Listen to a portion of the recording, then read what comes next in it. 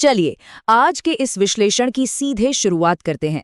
आज हम एक ऐसे नाम पर बात करने वाले हैं जिससे सुनते ही ना रगों में देशभक्ति की लहर दौड़ जाती है। भारत के महान क्रांतिकारी भगत सिंह। स्रोत सामग्री हमें बताती है कि उनका जन्म 28 सितंबर 1907 को बंगा में हुआ था। उनके परिवार में देशभक्ति का माहौल पहले से ही था। उनके पिता और चाचा दोनों ही स्वतंत्रता आंदोलन से गहराई से जुड़े हुए थे और इसी पारिवारिक पृष्ठभूमि ने बचपन से ही उनके अंदर देश को आजाद कराने का एक पक्का सपना रोप दिया था। उनके बचपन का एक किस्सा बहुत मशहूर है। जरा इस दृश्य की कल्पना कीजिए। एक छोटा सा बच्चा खेत में लकड़ियां गाड़ रहा है। जब किसी ने उनसे पूछा कि ये क्या कर रहे हो, तो उनका जवाब था, मैं बंदूकें बो रहा हूं ताकि देश को आजादी मिल सके। मतलब सोचिए, इससे साफ पता चलता है कि परिवार के उस क्रांतिकारी माहौल ने उन्हें इतनी कम उम्र में ही किस हद तक प्रेरित कर दिया था।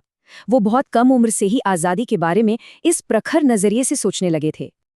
अगर हम इस विश्लेषण की रूपरेखा पर एक नज़र डालें, 1907 में उनका जन्म, 1919 का जलियांवाला बाग हत्याकांड, 1928 में लाला लाजपत राय का निधन, 1929 में असेंबली में बम फेंकना और 1931 में फांसी, ये सिर्फ तारीखें नहीं हैं, ये वो ऐतिहासिक घटनाएं हैं जिन्होंने उनके अंदर की क्रांतिकारी को हर कदम पर और अधिक उग्र बना दिया।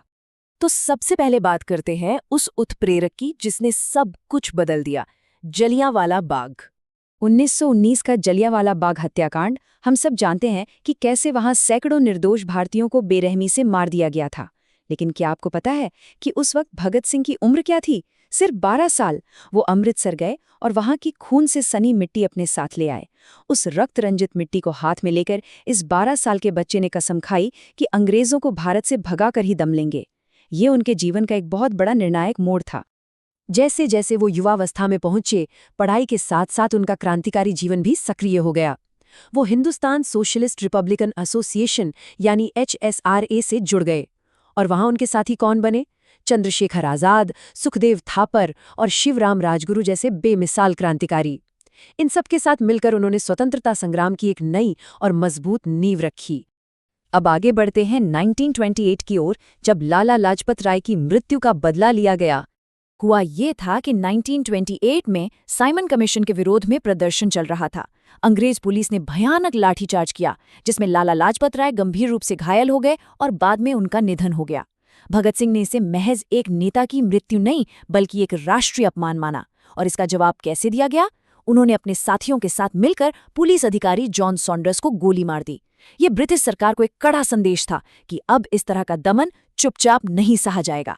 इसके बाद आता है 8 अप्रैल 1929, केंद्रीय विधानसभा का वो ऐतिहासिक दिन। भगत सिंह और बटुकेश्वर दत्त ने सेंट्रल लेजिस्लेटिव असेंबली में बम फेंका। अब यहाँ एक बात बिल्कुल स्पष्ट कर दूं, उनका मकसद किसी की जान लेना या खून खराबा करना बिल्कुल नहीं था। स्रोत बताते हैं कि बम जानबूझकर एक खाली जगह पर फेंका गया था। उनका सीधा सा उद्देश्य था बहरी हो चुकी अंग्रेज सरकार को जगाना। और सबसे बड़ी बात, धमाके के बाद वो वहां से भागे नहीं, बल्कि उन्होंने अपनी इच्छा से खुद को गिरफ्तार करा दिया। गिरफ्तारी देते वक्त का वो दृश्य सोचिए। असेंबली के अंदर धुएं के बीच भागने के बजाय खड़े होकर उन्होंने पूरी ताकत से नारा लगाया, इंकलाब जिंदाबाद, जिसका मतलब है क्रांति अमर रहे। ये सिर्फ एक नारा नहीं था, बल्कि ये आगे चलकर हर स्वतंत्रता सेनानी की सबसे बड़ी आवाज बन गया। इनकलाब जिंदाबाद के ठीक बाद उनका दूसरा नारा गूंजा, साम्राज्यवाद मुर्दाबाद। इस एक नारे ने दुनिया को बता दिया कि उनकी लड़ाई सिर्फ कुछ अंग्रेज अधिकारियों से नहीं, बल्कि उस पूरी व्यवस्था और शोषण के खिलाफ थी। वो एक ऐसा स्वतंत्र भारत चाहते थे जहां समानता हो और कोई किसी का शोषण न कर सके। इसके बाद शुरू होता है उनका जेल का संघर्ष। जेल की सलाखों के पीछे भी उनकी ये लड़ाई रुकी नहीं। वहां ब्रिटिश कैदियों को तो सारी मानक सुविधाएं और विशेषाधिकार मिलते थे, लेकिन भारतीय कैदियों के साथ कड़ा भेदभाव होता था। इसके खिलाफ भगत सिंह ने एक लंबी और ऐतिहासिक भूख हड़ताल कर दी। उनकी मांग बस इतनी थी कि भारतीय कैदियों को भी समान दर्जा मिले, और उनकी इस आवाज ने जेल की दीवारों को पार करके पूरे देश के युवाओं में एक गजब की ऊर्जा भर दी। और फिर आई वो दर्दनाक रात, 23 मार्च 1931, लाहौर सेंट्रल जेल। भगत सिंह, सुखदेव और राजगुरु को मौत की सजा सुनाई गई और तय समय से पहले ही इन तीनों महान क्रांतिकारियों को फांसी दे दी गई। उस वक्त भगत सिंह की उम्र जानते हैं क्या थी? सिर्फ 23 साल। जी हाँ, सिर्फ 23 साल। लेकिन फांसी पर चढ़ते वक्त भी वो हंस रहे थे और आखिरी सांस तक इंकलाब जिंदाबाद के नारे लगा रहे थे। इतनी कम उम्र में मौत का ऐसा निडर आलिंगन सच में रोंगटे खड़े कर देता है। लेकिन ये कोई अंत नहीं था, ये था एक अमर बलिदान। उनका ये बलिदान बिल्कुल भी व्यर्थ नहीं गया। उनके अदम्य साहस ने लाखों भारतीयों को स्वतंत्रता आंदोलन में कूदने के लिए प्रेरित कर दिया। अगर हम उनके मुख्य संदेशों को देखें तो भगत सिंह सिर्फ एक लड़ाके नहीं बल्कि एक बहुत गहरे विचारक भी थे। उन्होंने सिखाया कि देश से प्रेम ही सबसे बड़ा धर्म है, अन्याय के खिलाफ हमेशा आवाज उठानी चाहिए और सच्चे वीर वो होते हैं जो अपने उद्देश्य के लिए अपना सब कुछ त्यागने को तैयार रहते हैं। तो इस विश्लेषण को हम यहीं खत्म करते हैं, लेकिन जाते जाते एक बहुत ही अहम सवाल के साथ।